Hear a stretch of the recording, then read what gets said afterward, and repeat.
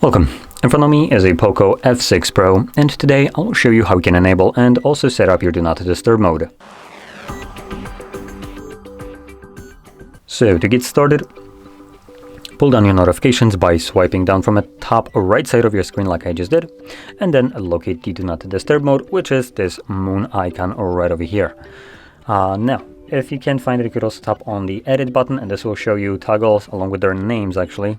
D&D stands for Do Not Disturb. And here you have the ones that are turned off, which you could add by pressing on the plus button if for some reason Do Not Disturb mode isn't present in the list.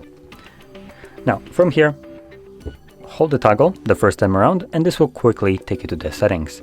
And here you want to swipe down a little bit, and you will find Do Not Disturb. Click on it, and from here you can customize how the mode will function. So go through these options right here, change them to your liking, and once you've done so, you can close this, find the toggle once more, and this time around simply press on it. And that's about it. And once you're done with the Do Not Disturb mode, you will also need to remember to turn it off, as by default the mode will be running indefinitely. So once you're done, click on the toggle once more in your notifications and you're good to go.